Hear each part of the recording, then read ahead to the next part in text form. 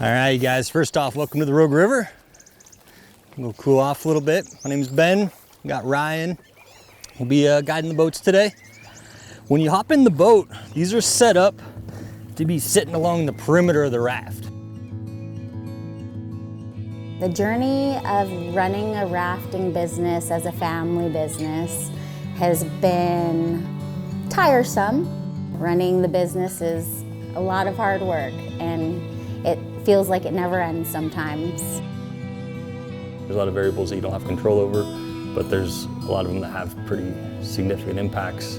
Obviously weather, water levels, pretty significant variables, especially when a business like this is so seasonal. 70% of your business in about 4 months, 5 months. It can be super stressful, but if we can't change it, then we just accept it and deal with it. What inspired you to build a life and a business around the Rogue River? It would have to be meeting Ben. We met in college when he first started guiding. He introduced me to the Rogue River, and I just fell in love with it. I'm originally from Hawaii, so I'm drawn to the water, and just being here really makes me feel at home. I mean, the Rogue River is everything. We live along the river, we work on the river, play on the river, so kind of everything that we do, even when we go on vacation, it's usually on the river. It's kind of just a normal, everyday part of our life.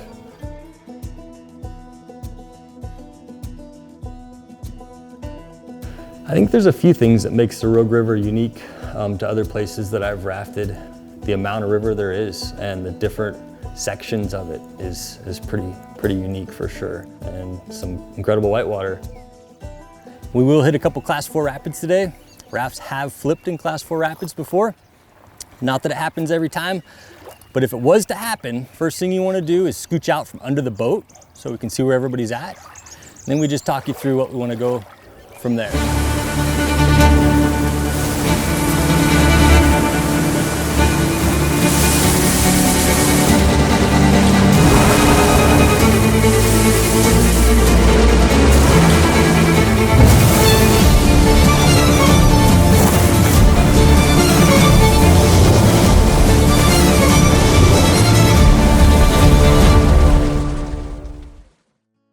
So Ben is an amazing guide because he's been on the water for so long, and he's learned from so many of the great guys that started the rafting businesses here in the area. He's learned from every single one of them, and he's the one, I feel, that he's carrying on their legacy.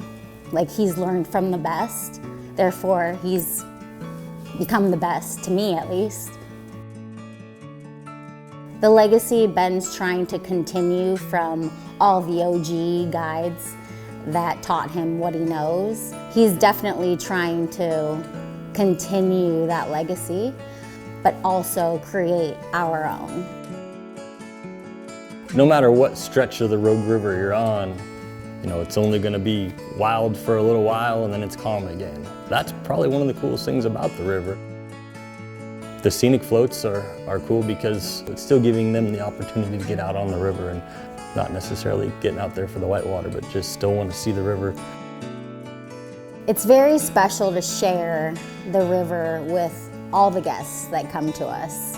Some people have never been in a river. They've never gone rafting before. They think jumping on the raft, it's a lazy river and it's going to bring them right back to where they got in it. But when we actually explain to them what they signed up for and give them a little bit more of an understanding of what to expect, I feel like they gain the respect of the river at the same time.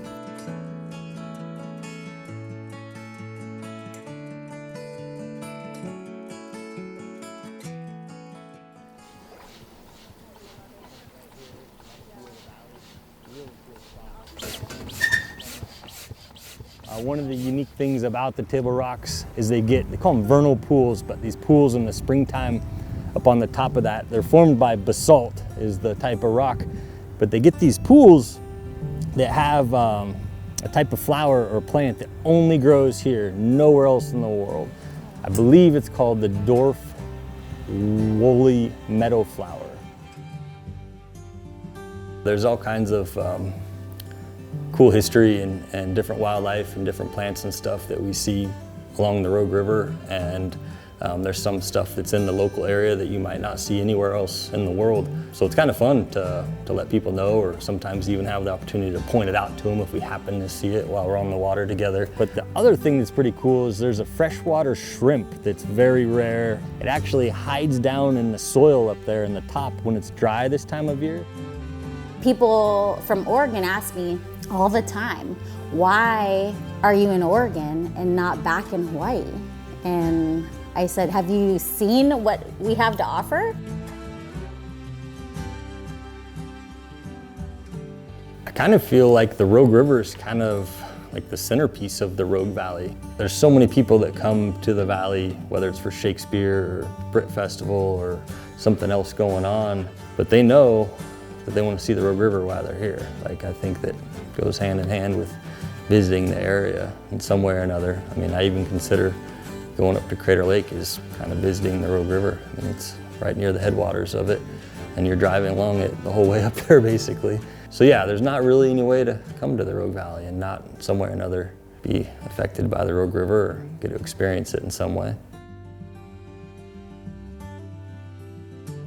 I hope my kids and future children will inherit their roots of growing up on the Rogue River and learning the history and the culture and sharing that with everybody down the line, because if it's not shared and spoken about on a daily basis, then it could possibly get forgotten. My name is Ben, and I am Rogue Valley.